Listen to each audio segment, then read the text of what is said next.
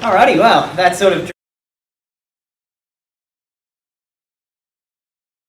my name's Ryan. I'm a STEM educator here at the Tech School and I'm going to be our MC for the evening. So a big welcome from me and the entire Tech School team. First thing I would like to do is, give us our acknowledgement of country. I think it's really important practice that when we gather for big events like this, and tonight is a big event, we acknowledge the country that we're on. The country that I live on, the country that I work on, the country that I'm very fortunate to have grown up on, the lands of the Wadawurrung people, and I'd like to pay my respects to their elders past, present and emerging. But here at the Tech School, being a STEM school, we like to go that little bit further and just acknowledge how fortunate we are to be in this part of the world that has the oldest continuing culture on this planet. And I'd also like to say thanks to all Aboriginal and Torres Strait Islander people right across this amazing country for the contributions they've made to the world of STEM. Their innovation and invention over 60,000 plus years that's been very generously shared with all of us. It enriches our lives, and so I say thank you to them for that as well.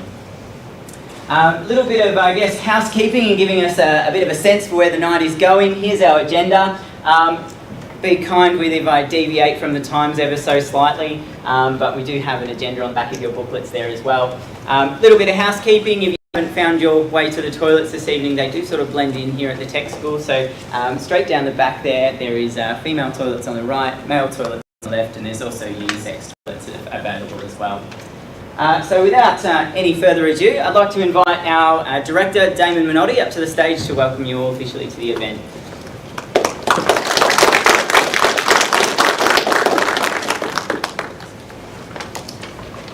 Thank you, Ryan. Thank you for that acknowledgement as well. It's important to acknowledge our past, but we're also here tonight to acknowledge our future. So I'd like to firstly welcome all of our presenters tonight, our young scientists. This is really a chance for us to recognise the efforts that you've put in, the incredible investigations that you've done, and hear a little bit about how you're going to communicate those to us. So welcome. I'd like to welcome the support people that have come with them as well. We know that we can provide these opportunities when it's possible for us to do, but the fact that you're here and you're in the room, you are the biggest contributors to their education, to their willingness to be able to move forward and want to do these type of activities. So we thank you for continuing to support them every day. I'd like to thank our Federation Uni representatives, of which Darren, our Director of Education and Skills at TAFE, is on his way. He's just got another meeting. But I'd also like to welcome Liam, who is recently acquired a new position in the University of Provost, which I'd like to recognise. Importantly for us because it brings together all of the portfolios that sit in the university, so academic, research, TAFE. One umbrella gives us the chance to sort of integrate our education pathways much more. So we recognise Liam being here tonight and his continued support of what we do here at the Tech School. I'd also like to recognise our staff that are around the room, and you'll see them in the school top. They've done a fantastic job getting this event together. First in her leadership in this space, and for Greg in particular, who put a lot of time and effort into ensuring that the work of the students has been recognised, received the appropriate feedback, and students have been given the chance to improve on their presentations and their posters as well. The Doherty Science Award is a unique of a couple of different organisations. So Peter Doherty Committee for Ballarat got together about 13 years ago, helped to form this award. For the last 6 years, it's been here at the Tech School. And we've been really fortunate to have in that time the continued support of the Committee for Ballarat and Life Sciences, who are in their second year of sponsoring this award. We do know that there is some great prize money available at the end of this, and we can't do that without industry partners. So we thank Vitrify for that. The students are here really to show us their scientific thought and activity method. And tonight we're going to do communication where the students are going to present their findings to us and we'll hear from our judging panel. So I'd like to welcome our judging panel, Kelly, who's from representing the Committee for Ballarat, and also from from Hogan as well. So Kelly's expertise is in communication, so she's the right person to have here. But Hogan will have a suite of offices and stations across Australia and deal with engineers of all sorts as a profession. So we've got the Kelly tonight, so thank you. We've got our ambassador, Maku, who's a regular at the tech school and also at the Peter Doherty Science Awards. Maku is now a project officer at the Walter and Eliza Institute for Medical Research. In background, has done quite a few things, but it's important. When she was at school, and is now one of our leading bioscientists, I would say, in Victoria. So we welcome Maku and thank her again for being involved this year. And we welcome Will from Vitrafy Life Sciences, who is the team leader for the biomedical lab there. For those of you who don't know anything about Vitrafy Life Sciences, it's an amazing startup that has Wendouree probably for a few years now. A little bit hidden behind the scenes for quite a while, has since been unleashed on the public, and they look at some really revolutionary technology that sits around cryogenic transport and freezing blood in particular, but they also look at things in the food industry. So an incredible company started right here in Ballarat, and it's been able to scientists of the quality of build back into our local community to live and work here. So we're very thankful that they're involved. That's enough from me. Let's get on with the main events. I'm going to hand back to Ryan, and once again, thanks everyone for being here and supporting this initiative.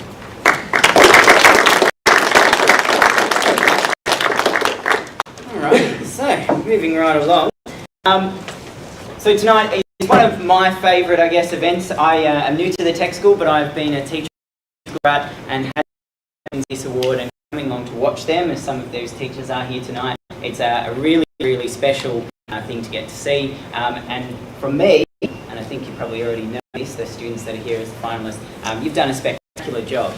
The skills that these students have demonstrated as far as scientific inquiry, being able to ask an effective question and then plan an experiment or an investigation to actually get an answer to those questions is no easy task, as I'm sure the best too.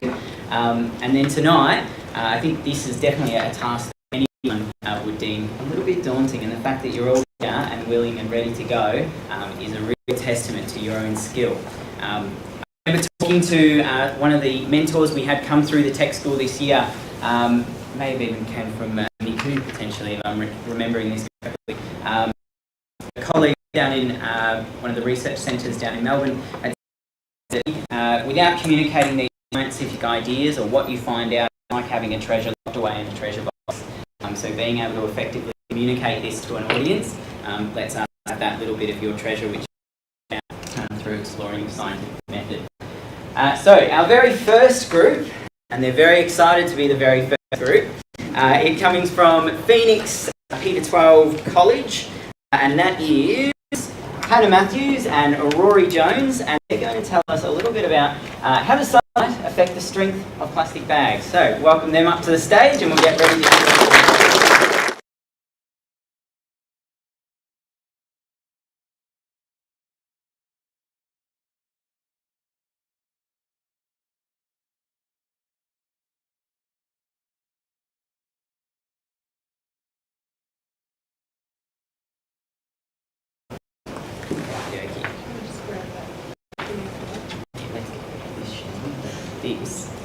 Alright.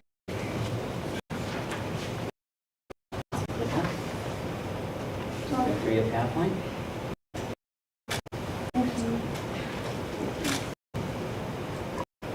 Good evening everyone, and thank you for coming. My name is Rory Jones and this is Hannah Matthews at Peter Community College. Our experiment was how does sunlight affect the The aim of our experiment was to discover how durable a plastic shopping bag truly is. From our assumptions, enough heat would lessen the durability of the bag and disable the ability to hold as much as it usually can. Many people use plastic bags to hold their shopping. Because of this, plastic bags need to be durable and reliable so as to comfortably hold heavy loads of groceries. Everyone knows the heat in Australia is getting worse. These bags need to be able to withstand the heat from the sun and a good amount of shopping. We completed this experiment not only to show families that their plastic bags won't break, but also to provide better options.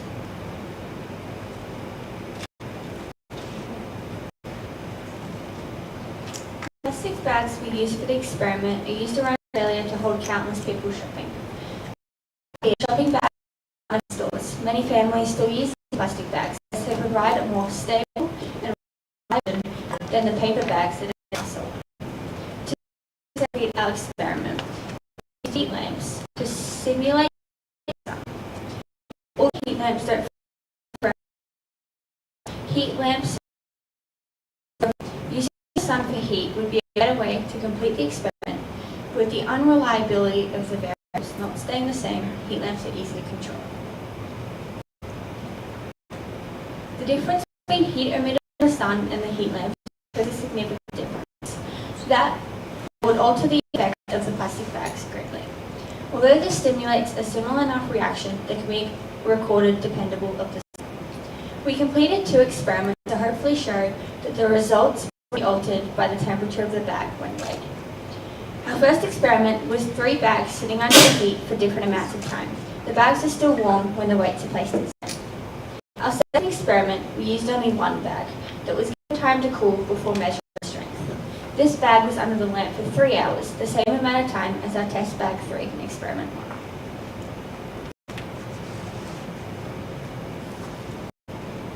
The bags for our experiment all held up surprisingly well. That wasn't exposed to sunlight at all managed to hold 23 kilograms before breaking. Test bag number 1, which was under the heat for an hour, held 21 kilograms.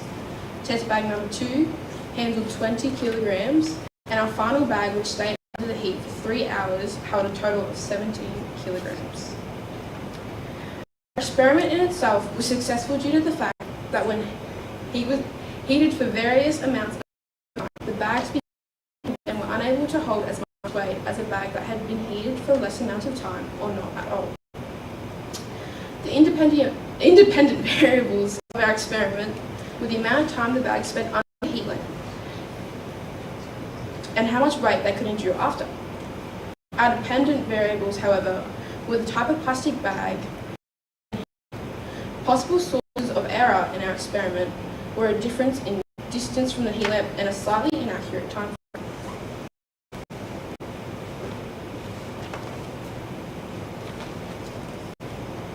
The experiment revealed the average Australian shopping bag is durable enough per bag. Most bags are only being used for 6 to 8 kilograms. Despite the bag that was heated for 3 hours being able to hold large amounts, it can be assumed that if a bag is left in the sun for 8 or more hours, its durability would falter drastically and would not be able to hold the average weight. Thank you for listening.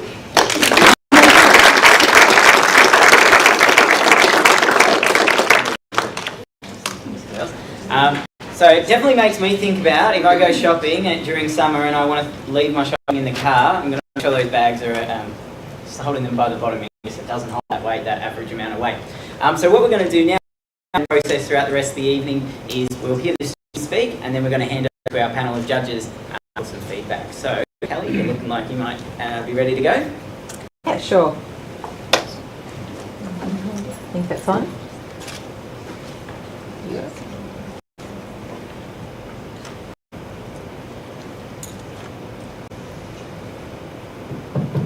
Thank you. So firstly, Rory and Hannah, well done. You did a great job and congratulations on, all that hard work. I can tell you worked really well together. And it was a great presentation. There was some good eye contact, which was really good. You both have a nice pitch to your voice, and so you used was nice and clear, and it was a really interesting topic.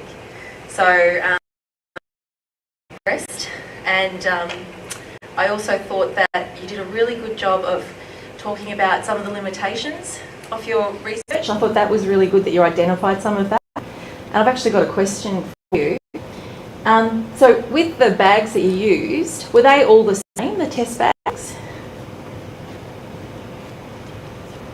We used Woolworths bags for the whole experiment because most Australians do shop at Woolworths. We did consider using Coles or Aldi, but they weren't available to us at the time of the experiment. And do you think that there might be a difference if you were to do some more research? Just based on what you learned, what do you think? I think that the bags, depending on where you got them, they would be very different. The strength of the Yes, the plastic. strength of the plastic would change. Well done. Thank you. Beautiful. All right, big round of applause.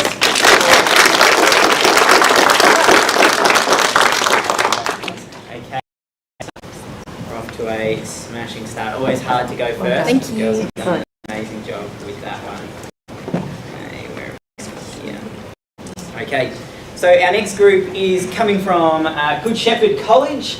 So we have Grace and Tanika. There's a third person up there, but I'm going to explain what happened to their third team member. So Grace and Tanika, do you want to make your way up? They're going to be talking about, can common household ingredients be supplemented for eggs in a vanilla cupcake recipe? I think we all really, really want to know about cupcake.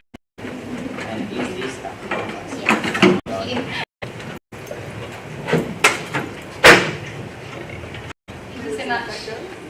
That's perfect. Okay.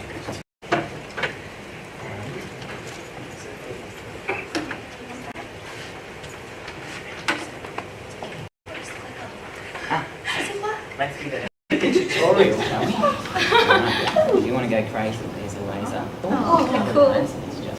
Thank you so much. No, stuff. Hi Grace, ready for the party tonight? Yeah, those are those cupcakes you were telling me about? Well, of course, we make them with the finest eggs. Didn't I tell you? John's allergic to eggs. Like, deathly allergic. No, what do you mean? I messaged you and everything. You can't use eggs. Even the slightest contamination and send you straight to hospital.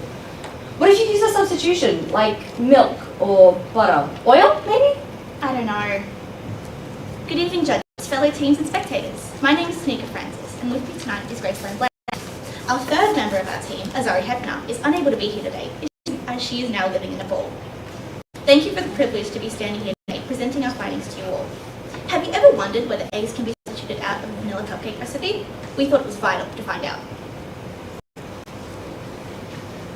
For people like John, finding a substitution to something as simple as a cupcake is crucial. Could we have a quick show of hands if any of you know someone with a food allergy? People with food allergies are often excluded, and food replacements like almond meal or special milks can cost a lot of money. This is why we tested the types of generic ingredients people would normally have in their house. The optimal result would produce minimal change to our cupcakes, hence our hypothesis. We chose to test common baking ingredients found readily in most households and created a list of criteria to assess how appealing cupcakes were to all the senses of the eating, not just flavor. Because egg acts as a binding agent and can trap air in the cupcake mixture, we decided to also investigate whether an additional raising agent would be needed in combination with the ingredients. Shown on the screen are each of the variables for the experiment we conducted. The aim of the experiment was to create a cupcake that was identical to the standard cupcake made with eggs. To achieve this, we measured the following variables. The batter consistency, to measure how similar the batter is to the normal cupcake batter before baking. The batter viscosity, to measure whether the replacement ingredient is acting as a binding agent. The mouthfeel of the cooked cupcake. Cupcake should be soft, squishy, and fluffy. If you bite into a cupcake and don't experience that, it isn't a good cupcake. We tested these separately by rating textures and fluffiness.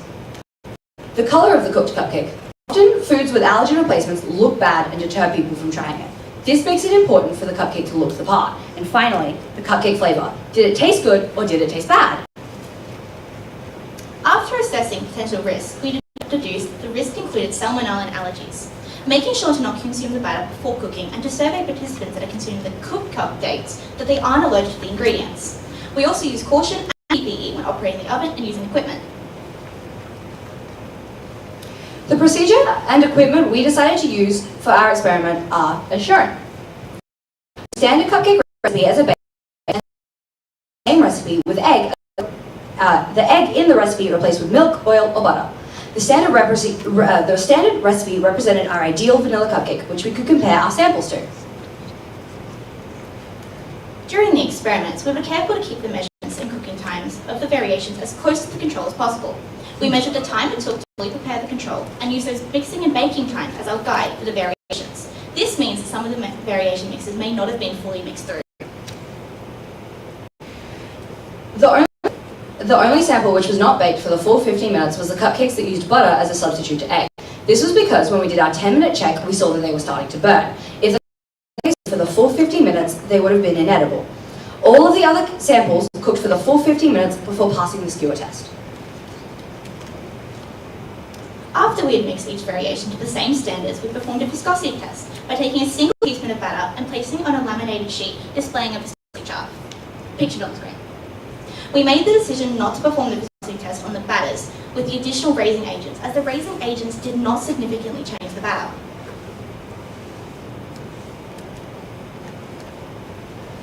An interesting observation we found about all mixtures before adding flour is that the substitute changed the properties of the batter. The butter mixture resembled the consistency of cauliflowered rice, oil turned the mixture into an oilier version of whipped cream, and milk created a mixture resembling a thinner version of cream. Azari, who couldn't be here today, is also shown trying one of the oil cupcakes, which were not really well liked. We used a table to organise and display our results, shown here. The table shows each of the assessed opinion from a scale of 1 to 3, based on the dependent variables outlined in our hypothesis, in comparison to the control, with 3 being identical to the control. By aggregating the average assessor's scores for each category, we created this graph, which shows how close each sample came to replicating the control sample. Overall, the milk substitution cupcake was the most favoured of the assessors. While it did not perfectly replicate the control, thus disproving our hypothesis, we can conclude that it is possible to make an egg-free cupcake that can be enjoyed. In addition, every mixture, with the exception of the butter mixture, that had the added raising agents, were darker, crunchier, and tasted metallic and salty. After conducting further research and referring to the website, we found a number of common ingredients which could fill the role of eggs in the cupcake recipe. Other ingredients such as banana, unsweetened applesauce, plain or vanilla soy yogurt, and even tofu can be used as a substitute for their similar texture and binding properties. So, in future experiments, we would like to broaden the type of ingredients we use as an egg substitute. If we were to try and replicate or expand our experiment again, we use other supplements, alter the amount of baking powder or bicarb, and even use different flours to see whether milk is still the preferred substitute. In conclusion, while we did disprove our hypothesis, we can confidently say that our experiment was successful. We made many interesting observations and discoveries about food substitution and the importance of eggs as a binding agent in baking. Thank you so much for having us today. It has been such a privilege, and the two of us will forever be grateful. And thank you for listening to our presentation.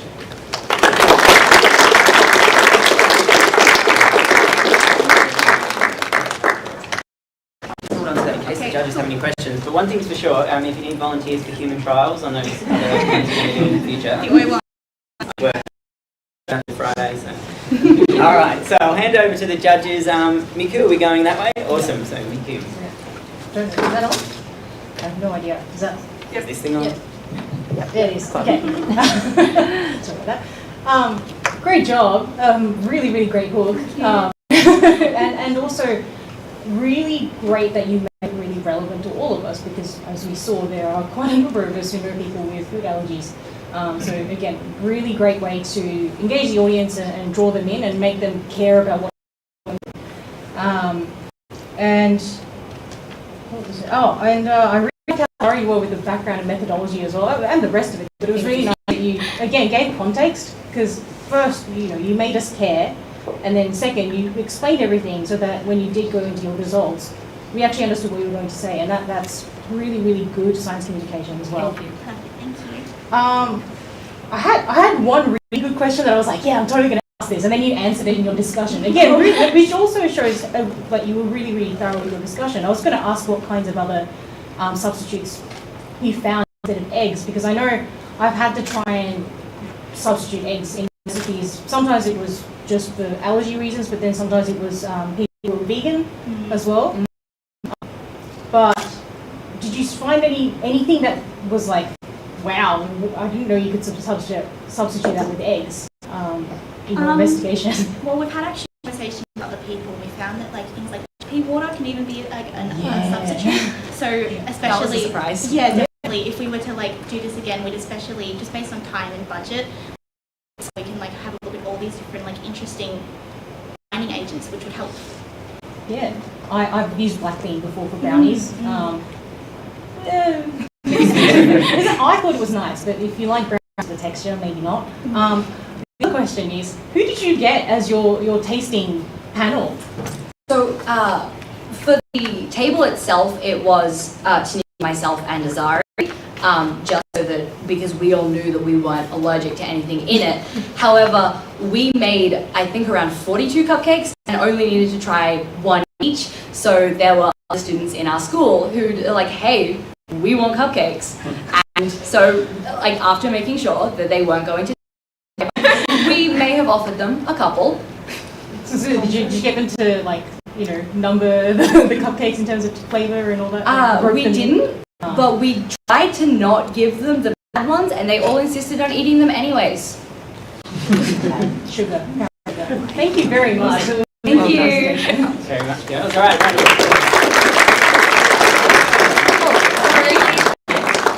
Alright, so moving right along.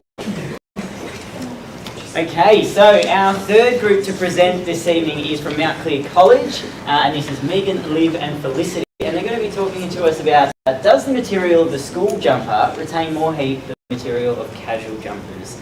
Alright, so come on up, Mount Clear College, and we're ready for you.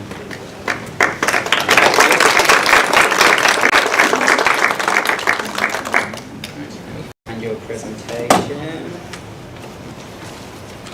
Okay.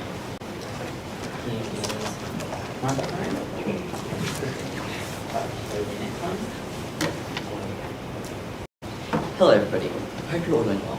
I'm Liv, this is Megan, and this is Felicity. Today we'll be discussing our experiment. Does the material of the school jumpers retain more heat than the material of casual jumpers? We as a group understand why why uniforms are important. We don't always want to wear them though. But there's two positives that we have identified. One of them is we don't have to sneak water to wear it in the morning, and the other is we don't wear all bare and there's no picking on anyone for having bad clothes. Our hypothesis was that the woolen jumper would be the warmest, and we were looking to see what you think.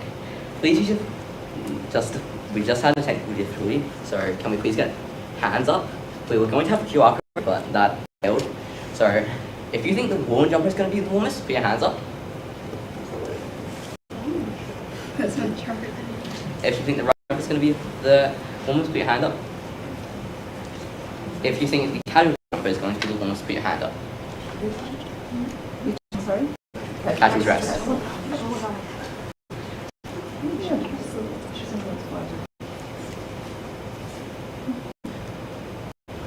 Please keep the woolen jumper in mind. The reason this experiment was performed was to prove that the school jumpers are warmer than casual dress jumpers. It was our idea because Ballarat is an extremely cold place and having heated and long corridors run the electricity bill, so the hallways remain unheated. This causes students to wear casual jumpers much to the annoyance of teachers, so they claim they are warmer as they claim they are warmer, which has caused a debate between students and teachers. So the investigation was not difficult to carry out, and the materials were provided by our lovely teacher, Ms. Phillips, is here with us today. We investigated the materials of the jumpers and the way they retain heat. The merino wool is the main component of the woolen jumper, and wool is denser and is considered to be warmer. The materials in the jumper are cotton and polyester. These are typically retain a moderate amount of heat and heat up quickly. We performed the investigation by activating the heat pads and placing them inside the strip of jumper, like shown up there with the thermometer inside, and control just to the side. We recorded the temperature just before we started and every hour for 13 hours. The reason it was 13 hours because the heat pads were to last 12, and that way you could see the extra hours, so you could see when the heat stopped emitting, you could see which one retained the most heat. The results were interesting. We're just going to look at test 1 results as they were the better results, and more specifically hours 6, 7, 9, 10, 11, and 12 and 13. So the casual jumper, as you can see, in the hours 6 and 7 had the hottest temperature of 51 degrees. It looked really promising for ages that the casual jumper was going to be the warmest, but as the heat pads dropped to skin temperature, so about 37, 30 degrees, 33 degrees, and below to like 20, the casual jumper lost a lot of heat, and the woolen jumper retained the most, being 4 to 5 degrees warmer than the control.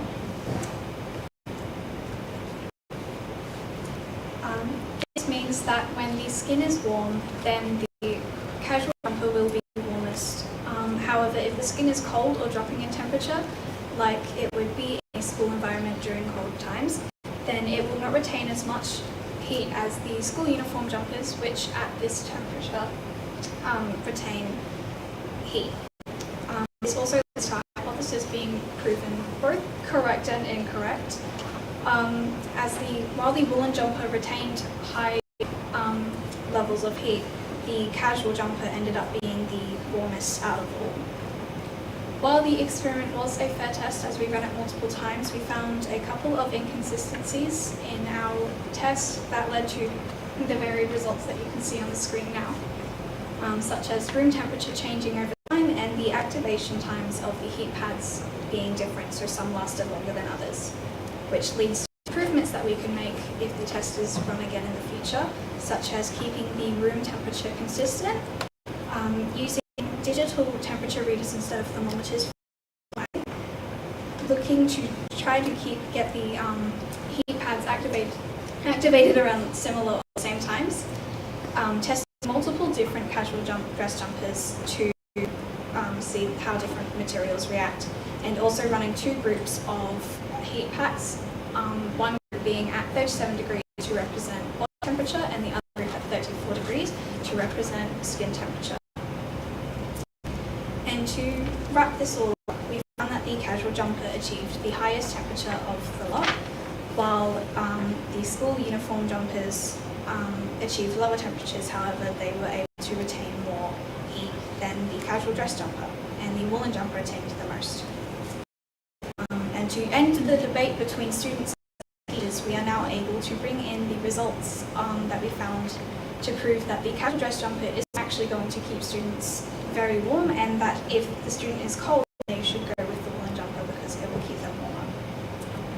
This brings us to the end of our presentation. Thank you all for listening, and yeah, that's...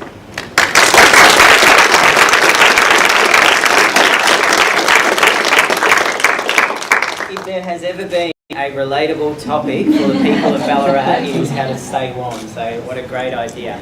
All right, so I think, Will, you're going to take this one? Yeah, definitely. Well, just fantastic job, guys. It's a really great topic. As Ryan was saying, there's nothing like making it something that's topical and relatable, and talking about cold weather in Ballarat is always a relatable topic. So really fantastic choice. I think it's a really inspired idea to use the heat packs. So they're sort of like the hot hands heat packs. That, yeah, really clever idea to use that to simulate body warmth. I think that's yeah, very clever. For my first question, important question, is after seeing the results and having lived through many a Ballarat winter, has your opinion changed at all? Do you still want your casual jumpers back, or would you are you more leaning towards the woolen school jumpers now? I think personally I'm pretty using these jumpers. It is a stickler for the rules, so I don't know if it really changes anything, but yeah, they're not particularly fond of school jumpers, not school jumpers, casual jumpers, and knowing that the school jumpers will keep us warmer just ticks all the boxes for me. Yeah. What about everyone else? What do you guys think? I'm a freak, I don't wear jumpers. Always warm. Yeah, exactly what Felicity said. I'm a stickler for also, just for the jumper. Excellent. All right. And the other question I had for you is, if you were trying to get sort of those temperatures around skin temperature and the heat packs were being a bit challenging, did you have any other ideas for ways of simulating that body temperature that you'd like to test in the future if you're moving forward? Like unlimited budgeting and all this like fancy technology, you'd probably like do it over like a mannequin and have that at a consistent temperature, and that way you could see how hot it was and just have it like that. Excellent. A great idea. Those are all the questions I had. Just, yeah, really well done again. Thank you very much for presenting to us.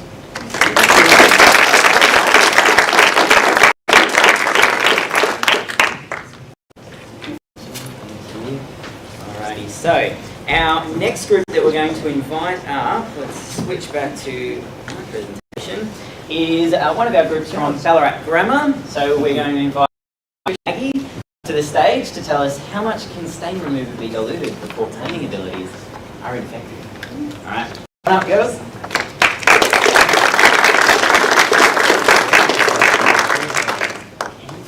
Is the candle one or was yours there? Alright, good. So, there it is. That's the button to go next. If you can stand a little bit closer to this one, you want to cover up the middle screen. Just make sure you I'm Trisha. And I'm Maggie. And we're from Ballarat Grammar. The question we chose to investigate is how much can stain remover be diluted while still having effective cleaning abilities? Think back. How many times have you unconsciously spilled something on a piece of clothing? Maybe while eating a meat pie or drinking your daily coffee. This is where stain remover comes in. You find yourself reaching for it, but you're hesitant because of the prices today. The cost of living in the past 2 years has grown exponentially. Stain remover right now is a wallet punishing $9.50 for only 250 millilitres, which really adds up over time. And those are the cheaper ones on the market. Therefore, diluting stain remover is an economical decision to make. Personally, my parents and other motel owners are often required to buy stain remover, and then they have the same results, they dilute it. But how far can we truly stretch out stain remover's lifetime? Our aim is to investigate how much stain remover can be diluted while still having effective cleaning abilities. Our hypothesis was, if the concentration of the stain remover is increased, then the stain will be cleaned quicker and more effective than if the stain remover were diluted, because the more concentrated the stain remover, the more and more and enzymes to help, there are to help remove the stain. The independent variable in this experiment was the concentration of stain remover, while the dependent variable was the opacity of the stain left from the tomato sauce, an item found almost in every household. The controlled variables for this experiment were the type/size of the fabric that is being tested, how long the tomato sauce is left to soak into the fabric, the brand of stain remover, how much stain remover is applied onto the fabric, the amount of time the stain remover got to set in, how long for, the pressure of the tap water and the temperature of the tap.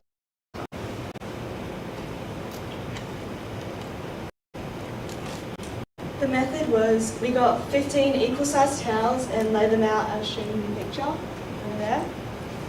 And then we mixed the water and the stain remover together with each ratio in line. So bottle 1 was pure stain remover, and then up to bottle 4 was 1 part stain remover. I think it was 15 milliliters, and then 60 milliliters of the water. 60 milliliters of water. And then we stained each towel with a tablespoon of tomato sauce and let it sit. Then we sprayed each mixture 3 times on each towel and let it sit for another 5 minutes. Lastly, we put each towel under the tap and scrubbed it for 30 seconds. 30 seconds each, while making sure the temperature and the pressure was the same. Before we do the results, we have to a Stainer scale that we use to measure our results. This is heavily inspired by Ashton's project back in the day. We just pass them along.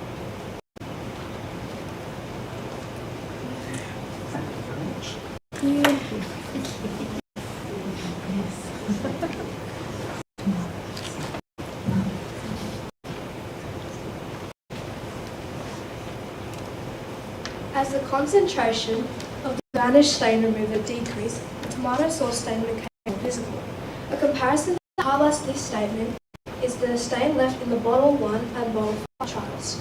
While the difference between the two averages was only 1 level, there was a tell in the bottle 5 trials of the stain ranked level 3. So overall, the results clearly display that the more diluted the stain remover is, the less effective it is in terms of cleaning stains.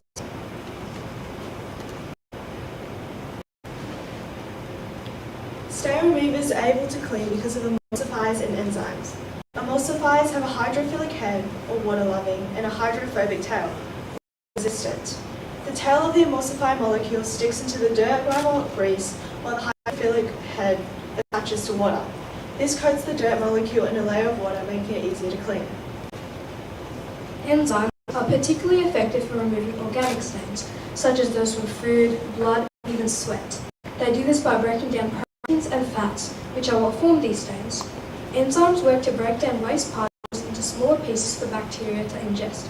These little particles become a sort of food for the bacteria to consume and break down into two main components, carbon dioxide and water. Hydrogen peroxide and other bleaches, which are commonly found in stain remover, to break down the stain's chemical structure and prevent any discoloration. What went wrong? While doing this experiment, often it was difficult to regulate all the weighing times and ensure the tomato sauce and the stain remover all were left in to soak for the same time. While it was tricky, we did get it done. We also had to wait for the towels to dry, and the day this experiment was conducted, it was really windy and the towels actually kept blowing away. Our next step in this experiment would be to investigate what the average consumer believes to be clean through a survey. They could then use our results and our 5-point stain scale to dilute their own stain remover to achieve their desired outcome. Along with that, we would compare the price difference of each ratio per bottle. Then also look at stains caused by other common household items.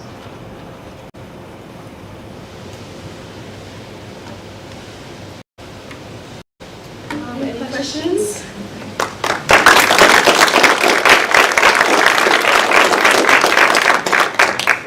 You know what, girls? I reckon I have a shirt at home from the weekend with a meat pie stain on it, so I might give that a go. Alright, so Damon, from the judges.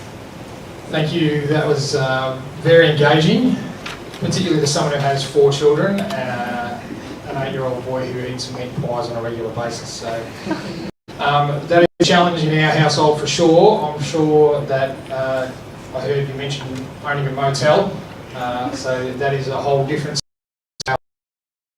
great investigation to have that again is topical to people in the room, some more than others.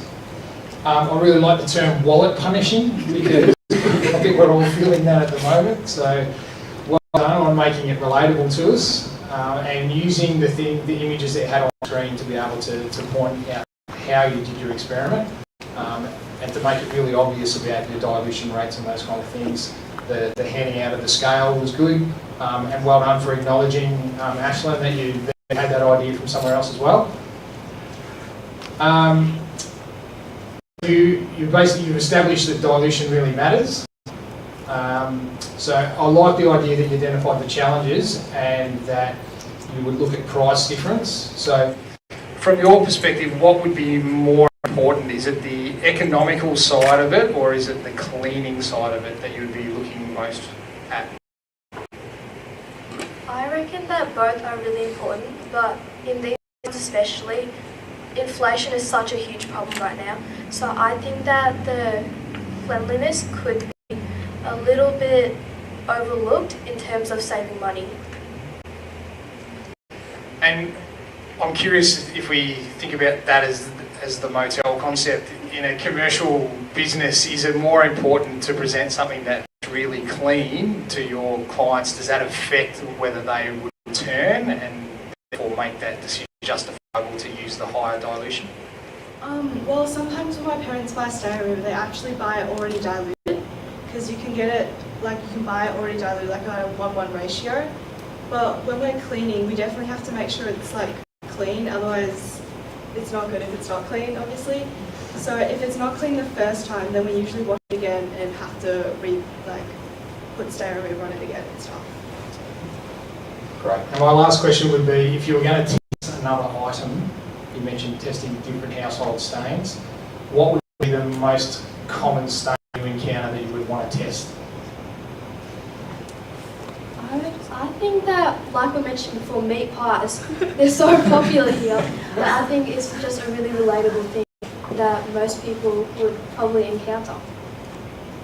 All right, fantastic. Well done. Great presentation. Yep.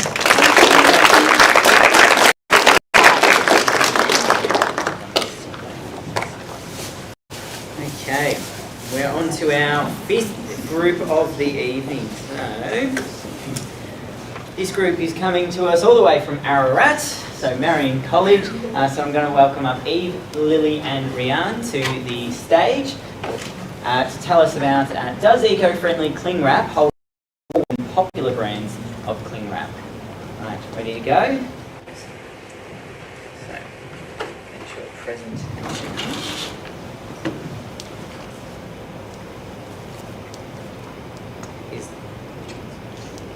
Which one's theirs?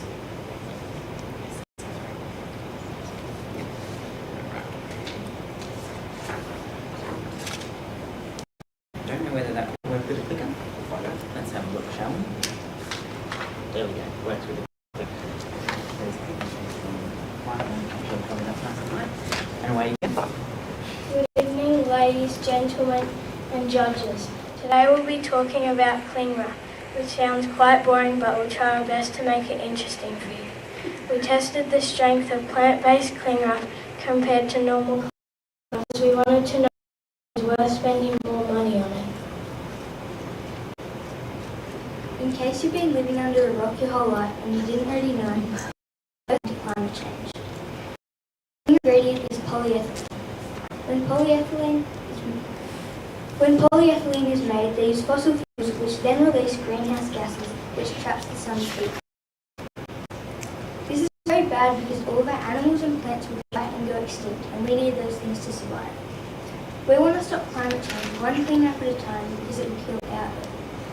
If people start using eco-friendly or plant-based cling wrap, we can make a big difference. We want to know that it's just as strong as normal cling wrap. We realised after we started our trials that the cling wrap was a lot stronger than we first thought. But let's be honest, why would anyone need to have a 3-kilogram sandwich? We did find out that certain types of cling wrap will not rip as easily as others. It is still really important. You don't want a hole in your cling wrap because that ruins its entire point. For this investigation, we have independent and independent variable. The dependent variable was the weight we put in the cling wrap, and the independent variable was the type we used. Our controlled variables were the length of the cling wrap, the way the cling wrap was held, the time between adding weights, and the distance between clamps. We started our testing by... During our research, we decided that the materials that could be used would be retort stands, clamps, weights, eco cling wraps. As you can see, we've got the different brands of cling wrap used. So. We started our testing by setting up the retort stands in a square with the clamps 20 centimetres apart and cutting the cling wrap into 30-centimetre lengths. We attached the cling wrap to the clamps and added 50-gram weights until the cling wrap broke. The data we collected was quantitative data. Our tests on the cling wrap showed that sugar wrap was the strongest brand. It held an average of 2.77 kilograms. In second place was the Baltic Screener and third Armada Evergreen. Finally, the loser and fossil fuel-based wrap was the Glad wrap. The price of the cling wraps lined up with the strength. We did some more research to find out why the sugar wrap was the strongest, and we learned that plant-based polyethylene has 5 fillers added to it to increase its strength. These fillers allow the polymers to bind together and be strong. Few problems and difficulties we experienced during this experiment were the width of the cling wrap, the room temperature, and the weighting process. If we repeated the experiment again, we could cut the width to be the same and control the room temperature with the heater. The precision of our investigation could have been improved by using smaller weight inputs. We used 50 gram weights, but using smaller ones as well as doing more trials would have improved the precision and accuracy of our investigation.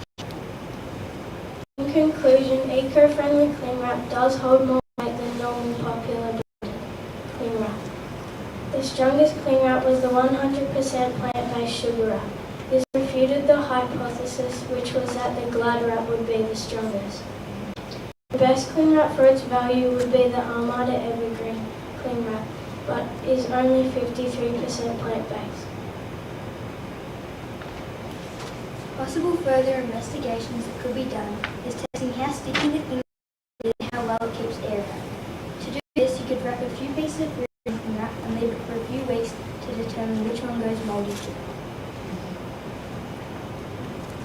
While we were researching the cling wrap, we came across sugar wrap, and we thought since it was made from sugar, it would be edible, right? No, it is not icy or edible, and it can actually choke. We tried, but don't worry, we didn't swallow it.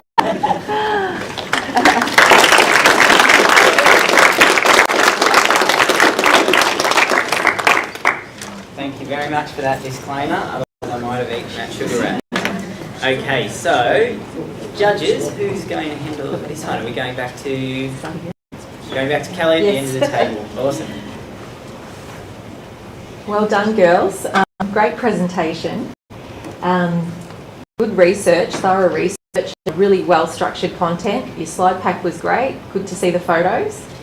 And great to see that humour as well that come through and that audience interaction. So well done. Just a couple of questions for me. Firstly, why and how did you come up with that? We wanted to be sustainable and use cling wrap that's sustainable. So we wanted to see that it was strong and good. Right, fair enough. So it was, very, very relatable and really important in our times. Now it was really interesting how strong the plant-based wrap was. Did you have a think about where else that might, like in the future, where else that might be something that could be applied to other plastic products? Did you have a look at that sort of thing? We didn't look at that, but we could in the future. Yeah, it'd be really interesting. And is there anything that you would have done differently? I mean, you sort of did cover a bit of that, but what was the sort of the biggest challenge, I guess, for you during your research? It was probably what we listed, the width of the cling wrap. It kind of probably affected the results that we got. And with the room temperature, it melting wraps, which could have also affected our results. Excellent. Thank you very much. Great job.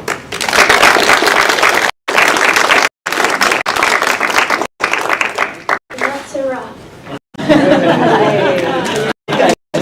Keep on giving, I love that.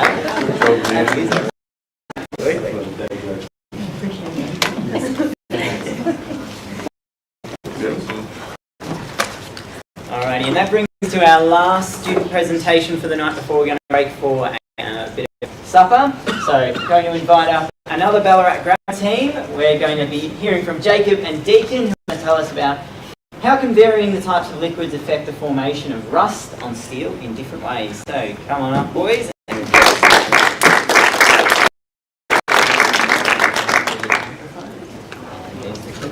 get your presentation up for you as well.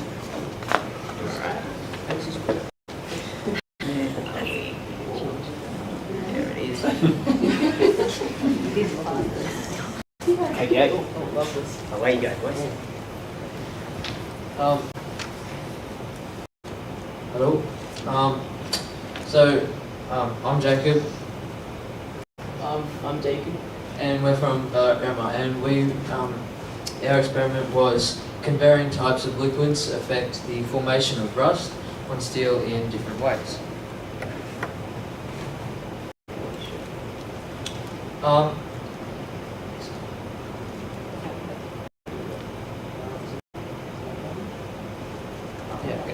Okay, so now let's get into the why behind our experiment and why we made some of the decisions that we did. We began this experiment driven mainly by a practical curiosity, Iron oxide, more commonly known as rust, can be a severe problem for many iron-based or ferrous metals, impacting our daily lives.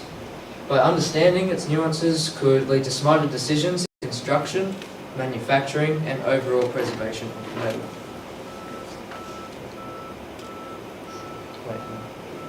Our choice of tap water, salt water, white vinegar, and vegetable oil wasn't arbitrary.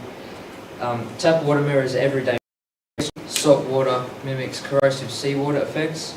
White vinegar replicates harsh industrial conditions, and vegetable oil served as a sort of control, showcasing the impact of protective barriers. This intentional variety mirrors real-world, allowing us to draw insights into how different environments and substances can affect the formation of rust on steel. Ultimately, why is rooted in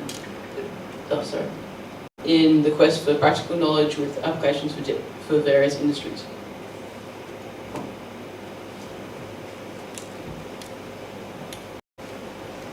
Now for our methodology. The individual represents what we are intentionally altering, being the various liquids used in the experiment.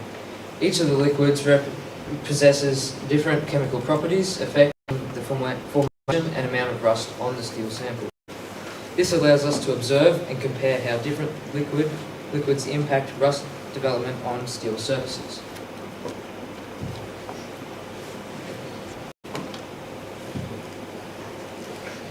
Dependent variable. This variable reflects what we're measuring, the quantity or grade of rust present on the steel. To calculate this, we're utilising the universal surface preparation chart, specifically designed to assess steel and categorise the level of rust formed.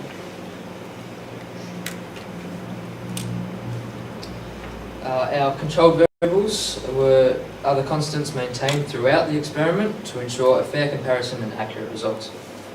Factors such as the consistent amount of liquid applied, control over environmental conditions such as temperature, and the exposure time of 7 days for all samples have been meticulously maintained. By controlling these variables, we aim to isolate the impact of the type of liquid on rust formation, minimising external influences on our observations. Steel samples took a week-long plunge into the 4 liquids that you see up there. The tap water, vegetable oil, salt water, and white vinegar. There were regular check-ins at days 3, 5, and 7 that showed the evolving amounts of rust on each steel sample.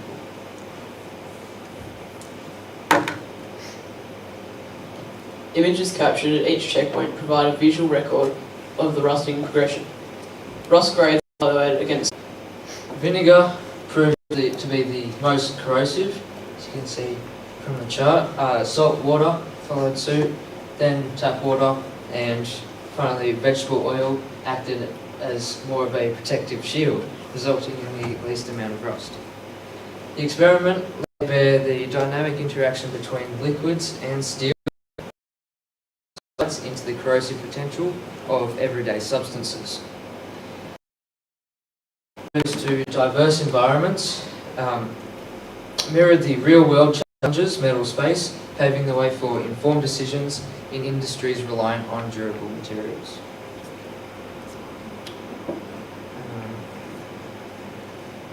What happened? The science behind the science behind rust involves a chemical reaction known as corrosion. Rust, specifically and commonly found in steel, reacts with oxygen and water. Here's a breakdown of the process. Iron, the metal we use, often part of steel alloys, has a natural affinity for reacting with oxygen. The presence of oxygen, usually from the air, is crucial for the rusting process. This step is known as oxidation. Moisture, in the form of water or humidity in the air, accelerates the oxidation process. Water acts as an electrolyte, facilitating the flow of electrons between iron and oxygen. Now let's talk about our liquids.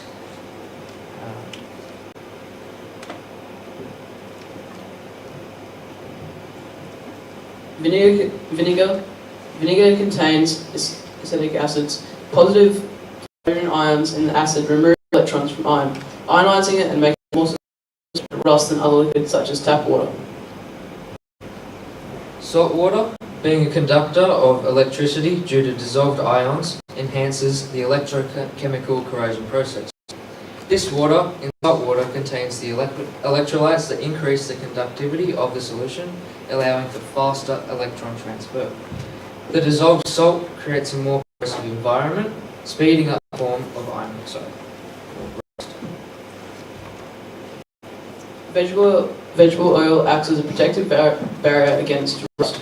It creates a physical barrier on the metal surface, preventing direct contact with oxygen and water. To these elements, the oxidation process is here, leading to a small rate of rust reduction, or shown by data, none at all. In summary, vinegar and salt water and tap water contribute to increased corrosion by promoting the breakdown of the protective layer and enhancing the electrochemical reactions, respectively.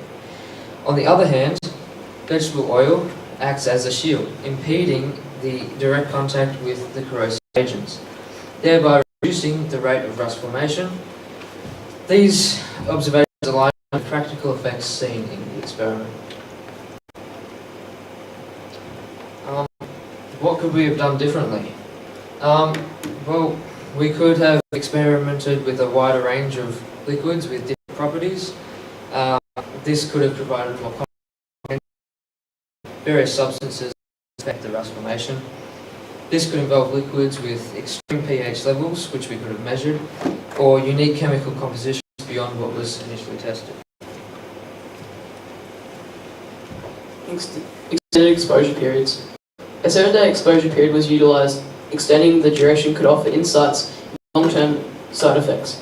Trying varied exposure times such as 14 or 21 days might showcase a different rust patterns or intensities. We could have attempted to further control environmental factors like humidity, airflow, or the exposure to light. Could have refined. These factors might have subtle influences that, when controlled, could offer a clearer understanding of rust formation. Replication and sample size. Expanding the number of steel samples and replicating the experiment multiple times could enhance the reliability of findings. Larger sample sizes and replications reduce the impact of outliers and improve generalizability of results.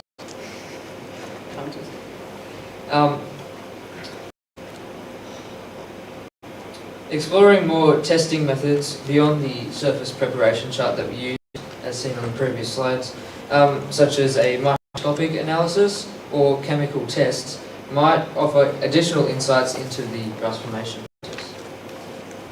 Each of these considerations could contribute to refining the experimental design and potentially uncovering deeper insights into rust formation on steel surfaces.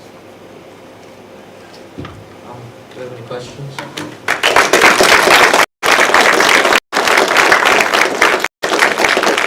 Very good job, boys. Definitely those pictures of the test makes me especially glad it's not raining vinegar. Yeah. So we'll hand over to the judges, and is it Niku is going to give us some feedback there. Great job, great presentation. It's an interesting thing that you took like an industry question or industry problem and then ran with it. And I was really impressed with the discussion as well. You were very, very thorough. I had a lot of questions that popped up in my head as the results came through. I was like, oh, I'm going to ask this question, and basically answered quite a lot of the ones that I was going to ask, which again is a really, really good thing because it means that you were really thorough with your investigation, any limitations, and again, future directions. So yeah, great job. I was wondering, with all the results that you got from your experiments, do you know what industry actually uses to prevent rust formation? Well, most just use a zinc coating. Well, that's galvanizing the steel, so they'll just like dip it in that, and that creates a barrier like the oil did. Yeah, sure. But obviously longer lasting, or you could just use paint, but obviously that cracks very easily and could lead to more damage. Could they use oil with this experiment in mind? Well, maybe if it was really cold and set hard on it, but Sure. So, no, I don't think that would be very practical. Fair enough. I remember, I think from your discussion you were talking about testing other liquids that could have an extreme pH level or something else that you've mentioned unique properties as well. Did you have any examples in mind?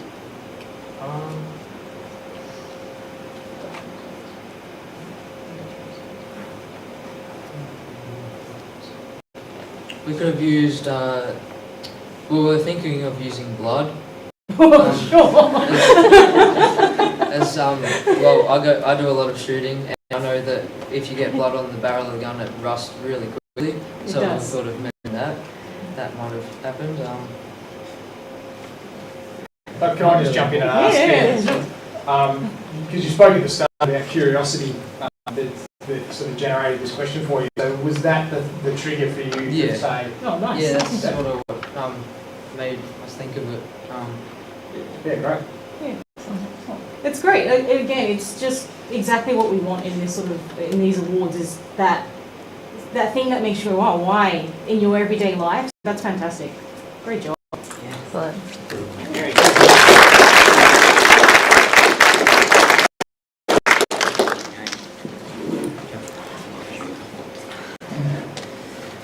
Alrighty, so that brings us to the end of our student presentations.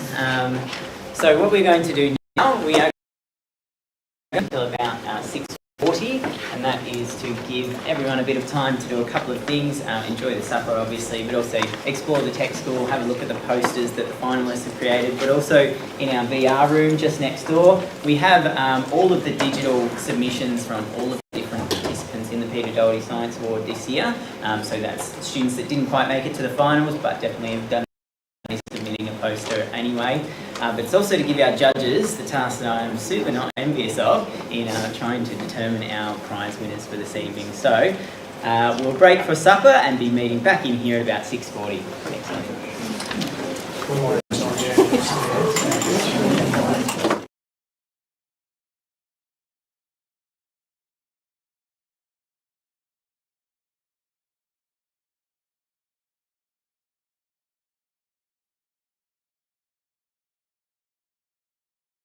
That was the sort of silence. I'm sure if you guys were all in my classes, that's how it would work. All right, so welcome back to part 2 of the Science Awards, the Doherty Science Awards. Our judges have been deliberating and have come up with some winners, but we have a few exciting things to do. So we do have with us tonight a guest speaker. And Ashlyn is super pleased with the size of that picture up on the screen. So Ashlyn is a past Peter Doherty Science Award winner. She's also a very accomplished young person in her own right. So very recently just finished her VCE exam, so everyone will be giving you a huge round of applause for that, because that's an achievement in itself. She's also a very accomplished cox, so rowing cox, having represented Ballarat at the 2023 National Rowing Championships. She's also been a participant in the National Youth Science Forum in the past January. You did that? Excellent. She's an Australian Queen Scout. She has won the Peter Doherty Science Award before, which is why she's here speaking to us tonight. And she has also been a Ballarat Guardian, which just sounds so much cooler than... Prefect and everybody knows. Yeah, well, it just sounds cooler than Prefect though, doesn't it? She's a Ballarat Grammar Guardian, or was, which is the Prefect leadership team. So, without any further ado, we're going to welcome Ashlyn up to the stage and she's going to tell us about her experience. Alright, bright lights. Good evening everybody, thank you for having me today. Back in 2019, my partner Pip and I competed in and won the Peter Doherty Science Award back in Year 8. Okay. Where we decided to investigate the effectiveness of stain removers. We found out about the competition through the Girls in STEM program, and where we first learned to conduct a scientific experiment. Now you may be wondering why 14-year-old girls are interested in stain removers. Very good question, and it all comes down to something very simple: footy. Both Pip and I competed for Ballarat North, and it was on a particularly cold, wet training night covered in mud and grass stains, which our parents loved us for, that Pip turned to me and said, "I think we should investigate stain removers." And lo and behold, we did, and we turned up here. We did our project separate to our school, but were well supported by the tech school. We used their amazing labs, which is upstairs, and also their amazing staff to help us work together and learn how to present. I would love to tell you that we weren't nervous for our presentation, however that would be a massive lie. We sat where all our young competitors are today, and we did not hear a single word what was being said. And I would love to tell you that nothing went wrong, however we all know that's never true. Our Year 8 humour definitely fell flat, many puns and jokes not hitting what we thought they would. However, we picked it up and I learned a very important lesson that day. Plans never go well. So we did what we always have to do, go off track, and we went off script, had each other's back, and ultimately it did well for us as we relaxed. And yeah, as you can tell from the smiles on our faces, we managed to get through. In 2019, I also had the amazing opportunity to go to Timor-Leste with my school, Ballarat Grammar, and we got to know the people, history and culture of a small town called Anaro, which Ballarat is partnered with. The people of Anaro do not have much, however they have their freedom and they are very proud of it. Despite having so little, they are some of the happiest people that I've ever known. So I decided to use my prize money that we won through the award. There's a PowerPoint slide for it. There you go, guys. I decided to use the money that I won through the award to give back, collecting books, toys, pencils, paper and sports equipment to the children of Anaro, which you can see on the slides here. We have the schools whom we visited, some of the children we were playing with, they love soccer, and surprisingly Taekwondo. Massive sport over there, guys. Not my sport, my brother's. My packages took over 12 months to arrive. COVID, guys, they sat in Singapore for 6 months. Don't know why, but there you go, that's shipping through Singapore. It was hugely rewarding for the kids to receive my gifts, and it was a connection that I continue to this day as I talk to them over WhatsApp. Now, my studies through BCE have included many subjects, including math methods, environmental science, chemistry in Year 12, and I also did physics in Year 11. While my academic track record might say that I'm a STEM student, I discovered my passions and interests lie in other areas. I have a deep love for the outdoors, teamwork, and challenging myself both physically and mentally. I like to take risks and support others in doing the same. As a result, my pathway isn't considered STEM. However, the lessons that I learnt in Peter Doherty Award and my STEM BCE studies continue to come in useful for me as I entered the Australian Navy as a maritime warfare officer on the pathway to becoming a commanding officer of our naval fleet. The skills that I've learnt in planning, decision making, presenting and most of all teamwork continue to be relevant in my naval training and deployments as I am called upon to lead our sailors and play my part in the team. My advice for the Peter Doherty competitors this year and the years to come is to embrace your passion. Each of your projects is unique and deserving of attention and interest. So, show your excitement and the fun that you have had. Be proud of what you've achieved and what you've learned. Science communication, as pointed out by Ryan, is one of the most important and key skills in science. So, show your passion. It is that engages those around you and lets others share in your enthusiasm and discovery.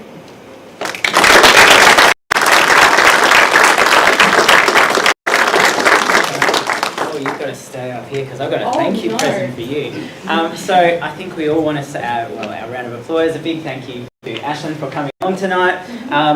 But I also hope that all of the students that are sitting out here in the audience, it's a lovely thing to see someone that's been in your shoes not that long ago and what Ashlyn's getting up to now, and things like if you win the prize, well, you could think about maybe things like what Ashlyn's done. But I also think that underlying message about your passion, really demonstrating that in your communication, or just in your communication in general, is really, really wonderful. But also it's nice from us here at the Tech School to hear about the impact that some of our programs can have on the students, and this is what we're super passionate about. Opt-in experiences like Peter Doherty or Girls in STEM or Boys in STEM we're expanding to next year, and the impact they can have on amazing young people like the people we have in this room tonight is what we're here for, and to sort of see it in action and continue well beyond when they're involved in things like the Doherty is really great for us to see. So thank you again for Ashley for coming along. Go. Just a little goodie basket out of the bag for you to take home and enjoy. But yeah, big thanks and round of applause.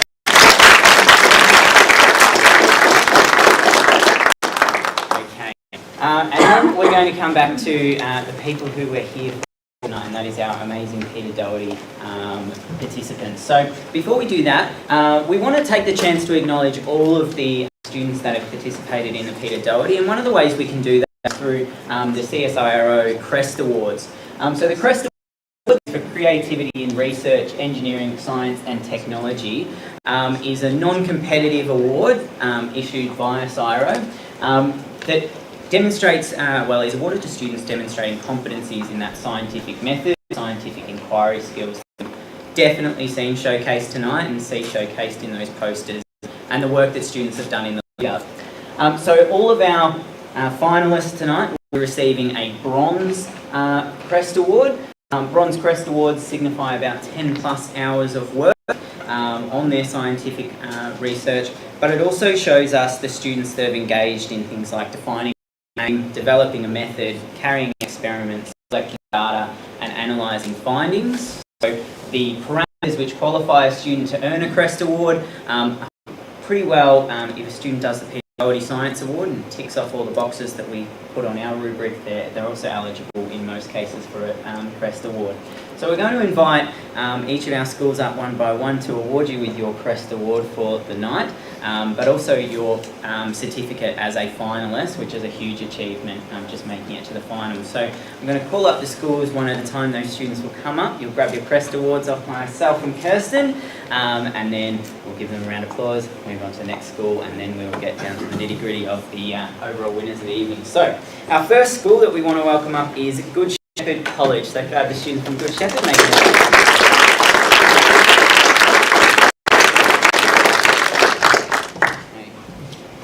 So here is your awards, that's for your group. And we had a little accident, and Tanika, your award is coming.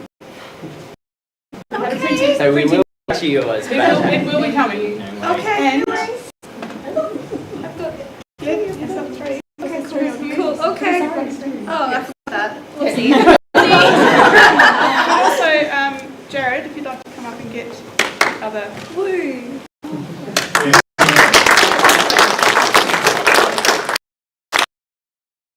There are other students that even they didn't make it to the finals. Some of the Peter Doherty projects that make it here are still qualifying for in the blue, or in some cases the bronze CREST Award as well. So those awards will go back to the school and be awarded at school. Next up we want Mount Clear College to come up and grab their CREST Award.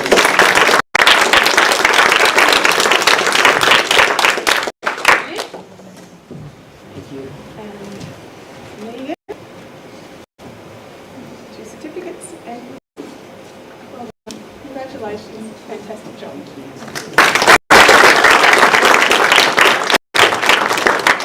Alrighty.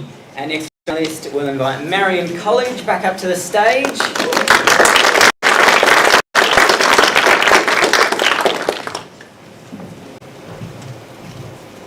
So Lily. Congratulations. Rhianne. Did I get that right? And just to you. And well done, girl. Fantastic job.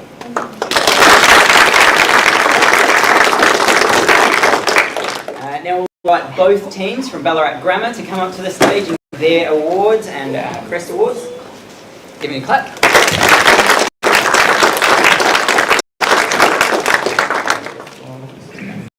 Alright, let's see if we get all this right. So, Deacon. Yep. Your CREST and final certificate. And Jay. 2 certificates. You don't need to know that one. So Maggie. And thanks so much. Fantastic. And lucky last, we have Phoenix College, if you could make your way up and get your Crest Award.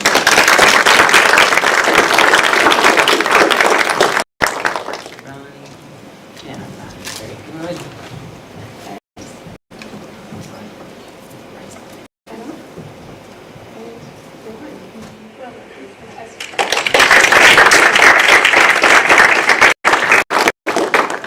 It's a really nice thing to have the Crest Awards, I think, because unfortunately we only have 3 awards that we can give out with the Doherty, and every single group here, I think we'd all agree, is worthy of an award, and so that Crest Award hopefully is just showing you how impressive the work that you've all completed is.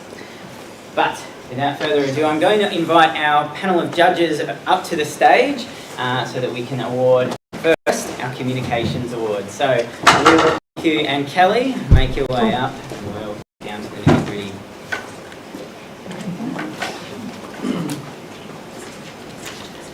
Would you guys like the microphone, or? I think right. Everyone can hear me fine? Yep. Beautiful. Okay. So thank you very much, everyone. I think I'd just like to say some words on behalf of the entire judging panel. First of all, just how proud everyone should be of the presentations that they've done today. It's really been a difficult job for us. I think, as Ryan said, any one of the groups could have been standing on stage receiving these awards today. It was a really difficult job separating out the group, and you should all be incredibly proud of the work that you've done. Also, just what an honour it is to be here judging the Peter Doherty Awards and how much we've enjoyed the whole process. It's wonderful to look out and see so many new and emerging scientists in the audience. We hope to continue on and how exciting it is for us to see that and to see you all coming through your journey and your education.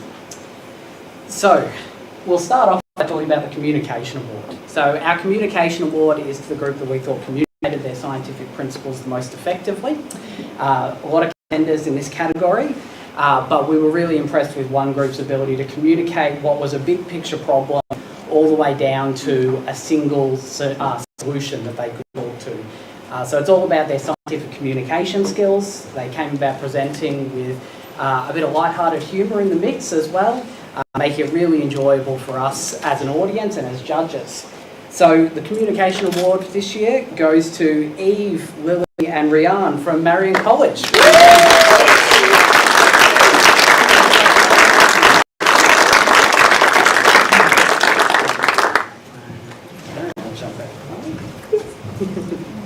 So congratulations, a really impressive presentation.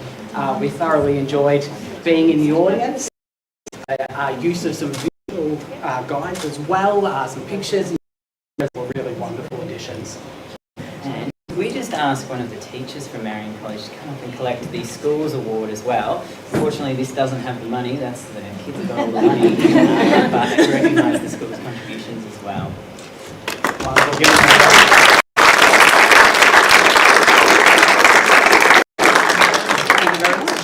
I believe we're going to get some photos after the presentation out in the other area. Yes, that is correct. We will get photos. We might use this nice white backdrop without the projectors going a little bit. Beautiful. Our second award for this evening is the Highly Commended Award. So this was a particularly difficult decision for us to separate out some of our groups, but the Highly Commended Award this year goes to a group who came on stage with a lot of energy, gave a really engaging presentation, really a topical and a topical assignment that we could all relate to as well, and presented their data with a lot of clarity and a lot of enthusiasm.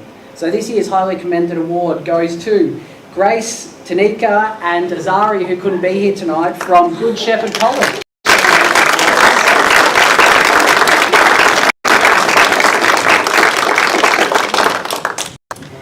Have a teacher from Good Shepherd come up and grab it. Congratulations.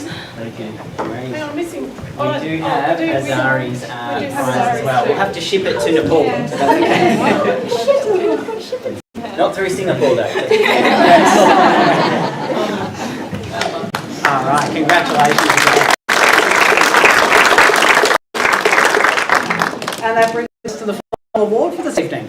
So for the evening's presentations, it was a group who we believe communicated incredibly effectively, who followed the scientific method, and were able to show us the results of that study here on stage. Use of visual cues as well, things that they could hand us to help with that presentation, made their presentation really engaging as an audience member. So the award for overall winner goes to Trisha from Ballarat.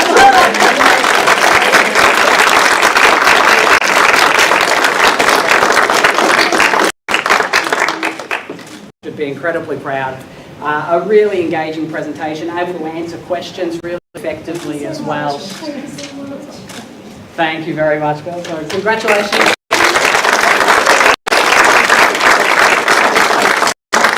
Yeah, a teacher from Ballarat Road.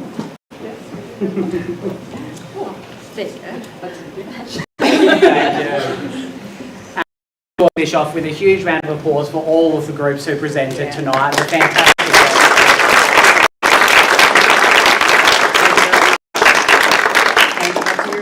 Excellent, thank you. All right, so that does bring us to the end of our evening. As the judges said, a huge congratulations to all of the students who have been involved. A couple of key thank yous that we'd like to say before we end the evening. So thank you to the Committee of Ballarat for their ongoing support of our really important little project here, the Peter Doherty Science Award.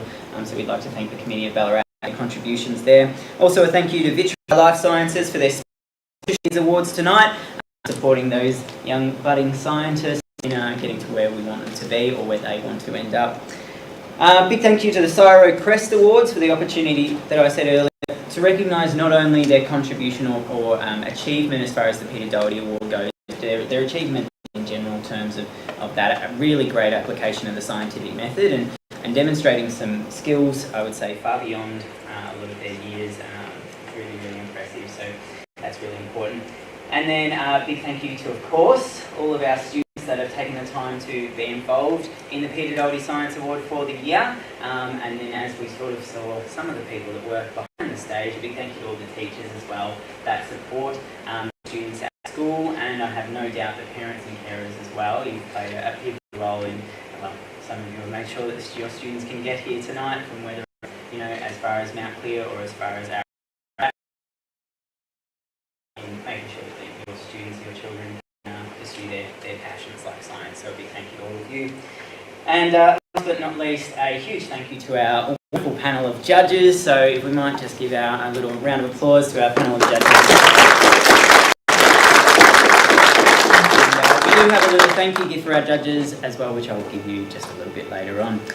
But that concludes our official running for the evening. There are some photos that we would like to get the opportunity to take with the students. We'll turn the screens off and get a nice white backdrop with all these images that have probably been popping up on my face all night. So we could have all the award winners, all of the students that have participated, all the finalists. We want every single one of you up for a nice group photo, and then any teachers that want to stay around as well, judges, you could hang around for those photos as well. But otherwise, thank you so much for coming along to the Tech School tonight to celebrate the 2023 Peter Doherty Science Awards. That ends our night. Thank you very much, everyone.